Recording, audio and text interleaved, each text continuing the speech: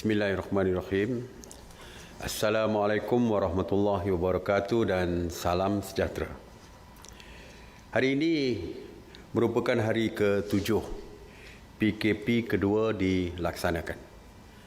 Jadi seperti biasa saya akan melaporkan laporan yang diberikan oleh pihak PDRM mengenai isu-isu yang berkaitan dengan kepatuhan dan sebagainya. Semalam 5 April PDRM dan ATM telah mengadakan sebanyak 763 sekatan jalan raya di seluruh negara dan melakukan pemeriksaan ke atas 443,160 kenderaan. Sebanyak 36,483 pemeriksaan mengejut telah diadakan di seluruh negara dan sebanyak 4,571 premis telah diperiksa oleh pihak berkuasa. PDRM telah menahan seramai 403 individu di sekatan jalan raya kerana melanggar PKP dan sebagainya, dan angka tersebut kita lihat ianya menurun berbanding dengan 554 tangkapan sebelumnya. Jadi ada penurunan, ya. Walaupun penurunan ada penurunan, namun jumlah tangkapan 403 individu itu masih tinggi berbanding dengan sebelumnya. Jadi saya percaya hari semalam merupakan hari kerja. Seperti saya kata bahawa hari Minggu mungkin ramai yang mengambil peluang untuk keluar, dan kita harap penurunan ini akan berterusan di dalam minggu ini. Daripada 403 individu yang ditahan semalam, jumlah yang direman adalah 347 individu dan 56 individu dijamin. Seramai 537 individu dituduh di mahkamah semalam. Jumlah tangkapan kumulatif ingkar PKP dari 18 Mac sehingga 6 April 2020 iaitu semalam adalah sebanyak 6,452 individu. Cuma yang boleh berita yang menggembirakan kita mendapat laporan daripada pihak PDRM bahawa indeks jenayah yang berlaku di seluruh negara sepanjang tempoh PKP telah menunjukkan penurunan sebanyak 70%. Jadi kepada rakyat kita yang sentiasa memberi komen di dalam media sosial dan sebagainya mengatakan kebimbangan rumah mereka kosong dan sebagainya, takut meningkat jenayah semakin meningkat dan sebagainya. Jadi statistik yang ditunjukkan oleh pihak polis ini menunjukkan selama PKP dilaksanakan indeks jenayah menurun sebanyak 70%. Hari ini saya akan mengumumkan satu lagi perintah kawalan pergerakan diperketat ataupun EMCO, ya, MCO. Seperti kita tahu, setakat ini kita sudah ada 3 kawasan PKP diperketatkan, iaitu di Simpang Renggang, Keluang Johor, Sungai Lui di Hulu Langat, Selangor, manakala Menara City One di Masjid India di Kuala Lumpur.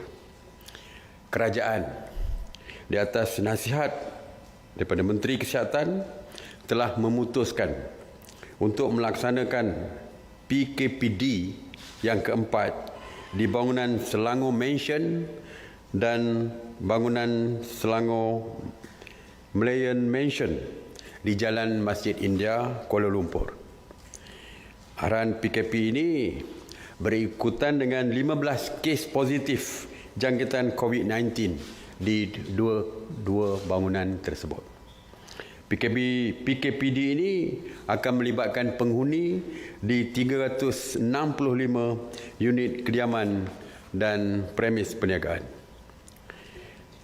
Perintah ini akan berkuat kuasa 7 hari bulan April 2020 iaitu hari ini, sehingga proses pengesanan kes dari unit ke unit selesai.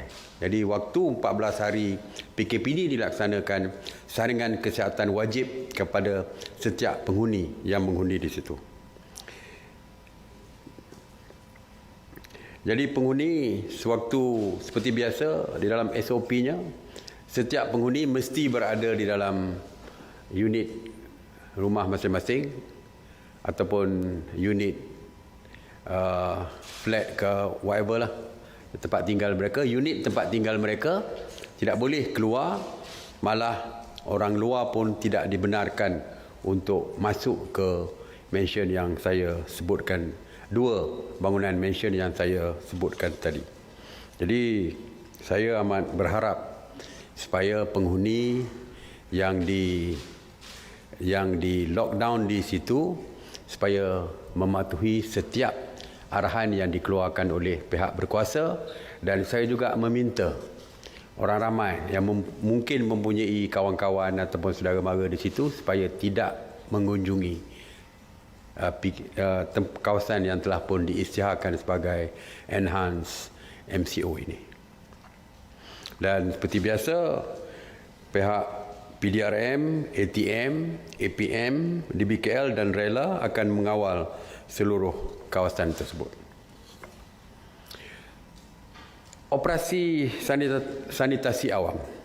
Saya ingin maklumkan bahawa sejak 30 Mac 2020, KPKT telah melaksanakan 666 operasi sanitasi di 79 zon, termasuk 18 zon merah dan 21 zon jingga. Kesemua setakat hari ini, kesemua zon merah telah pun dinyah cemar. Semalam sebanyak 102 operasi sanitasi yang meliputi 48 zon di 13 negeri, termasuk 32 di Johor dan 14 kawasan di Kuala Lumpur. Kawasan yang turut dinyah cemar adalah 514 bangunan kerajaan, 12 projek perumahan rakyat yang melibatkan 16,476 unit rumah. Dan jumlah keseluruhan PPR yang dinyah cemar adalah 17 PPR yang melibatkan 24,077 unit rumah. Saya juga ingin melaporkan mengenai pengurusan pusat kuarantin. Setakat 6 April 2020, sebanyak 122 pusat kuarantin telah beroperasi, di mana 7,500 individu sedang menjalani proses kuarantin wajib. Di mana ada peningkatan lagi hari ini daripada jumlah semalam, iaitu pusat-pusat kuarantin yang dibuka ini. Semalam seramai 233 rakyat Malaysia pulang ke tanah air dari luar negara dan telah pun dikuarantin secara wajib. Tular di media sosial mengenai hotel bertaraf 4 bintang dan 5 bintang yang digunakan sebagai pusat kuarantin. Macam-macam lah disebutkan. Antara 2 darjat lah, berbagai-bagai lagi perkara yang disebutkan semalam. Kerajaan ingin menjelaskan bahawa sebanyak 45 buah hotel bertaraf 3 bintang ke atas telah pun diwartakan sebagai pusat kuarantin. Kerajaan membiayai kos untuk bilik dan makan terhad kepada RM150 sehari. Kos-kos lain seperti dobi dan sebagainya ditanggung oleh individu yang di kuarantin tersebut. Kenapa ada 4, 5 dan sebagainya? Seperti saya sebutkan bahawa kita telah pun mengenal pasti 45 hotel yang disenaraikan sebagai pusat kuarantin. Ya. Walau bagaimanapun ada permintaan daripada mereka yang individu yang ingin dikuarantin tersebut, ingin memohon supaya mereka boleh memilih hotel mereka sendiri. Jadi seperti saya katakan, hotel yang ditanggung oleh kerajaan adalah hotel yang kosnya 150. Jika mereka ingin memilih hotel mereka sendiri dengan bilik yang berbeza, mereka perlu membayar sendiri. Ianya tidak ditanggung oleh kerajaan.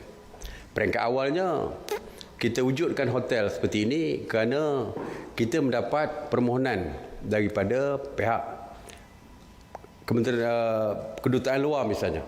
Kerana seperti saya sebutkan tadi, tiada pengecualian daripada mereka yang pulang daripada luar negara untuk dikuarantinkan, termasuk diplomat asing. Kalau mereka balik ke negara kita, mereka juga mesti dikuarantin. Jadi mereka meminta supaya mereka tinggal di hotel yang akan dibayar oleh kedutaan masing-masing. Oleh itu, ramai juga di kalangan penumpang pesawat yang pulang ke negara ingin memilih hotel mereka sendiri dan mereka sanggup membayar kos mereka sendiri. Jadi sebab itu saya katakan bahawa yang kerajaan sediakan adalah hotel yang mungkin bertaraf 3 bintang atau 4 bintang, terserah kepada pengusaha hotel kalau nak beri diskaun dan sebagainya, iaitu ditanggung penuh oleh kerajaan. Tapi yang lain-lain dipilih oleh mereka yang individu yang berminat untuk menyewa dan membayar sendiri. Jadi sebab itulah ada hotel-hotel yang kita tentukan seperti itu. Walau bagaimanapun, mereka hanya boleh memilih hotel yang telah pun ditetapkan oleh kerajaan. Mereka tak boleh pilih tiba-tiba nak duduk di hotel 6 bintang ke 5 bintang yang mereka pilih sendiri. Tak boleh. Sebab walaupun mereka di hotel, tetapi SOP-nya adalah seperti juga pusat-pusat kuarantin di tempat lain. Mereka tidak boleh keluar daripada bilik. Mereka tidak boleh menerima pengunjung, saudara mara mungkin nak mengunjung untuk bertemu mereka, tidak dibenarkan sama sekali. Jadi kalau mereka memilih hotel secara suka, secara mereka memilih sendiri dan tidak mengikut hotel yang disenaraikan, tentu sajalah kita akan menghadapi kesukaran untuk membuat pemantauan dan sebagainya. Just imagine, hotel di PJ katakan ada 5 orang, hotel di Putrajaya ada 5 orang, dan susah untuk kerajaan membuat pemantauan. Jadi kita tetapkan, walaupun mereka bayar sendiri, masih mereka tidak boleh memilih hotel mereka secara sendiri. Jadi itu yang berkaitan dengan hotel dan sebagainya. Jadi saya percaya apa yang digambarkan semalam adalah tidak tepat, bukan kita membeza-bezakan dari segi bila kita tempatkan mereka di hotel, maka kerajaan pilih ini nak letak tempat yang lebih baik dan sebagainya. Dan saya ingin berterima kasih kepada pihak hotel sebab 150 beserta makan dan minum merupakan kos yang agak rendah. Jadi kita berterima kasih kepada pihak hotel yang termasuk di dalam senarai ini kerana membantu kerajaan untuk menyediakan tempat yang baik kepada individu di pusat kuarantin, dalam masa yang sama harganya dapat diturunkan. Jadi itu saja yang saya nak sampaikan pada hari ini. Sekali lagi saya menyeru, kita ada seminggu saja lagi. Selepas hari ini merupakan hari ke-7, mana kita ada 7 hari lagi. Dan kita berharap supaya kita teruskan tanggungjawab kita untuk memutuskan rantaian COVID-19 ini supaya tidak lagi dapat merebak ke seluruh negara. Jadi saya sekali lagi menyeru dan memohon kepada seluruh rakyat supaya mematuhi setiap arahan yang dikeluarkan oleh pihak kerajaan. Berikan kerjasama kepada pihak berkuasa, terutamanya PDRM, ATM dan sebagainya yang sedang mengawal dan untuk memastikan keselamatan kita terus terjaga. Terus kekal tinggal di rumah. Stay home, stay safe. Terima kasih. Assalamualaikum warahmatullahi wabarakatuh.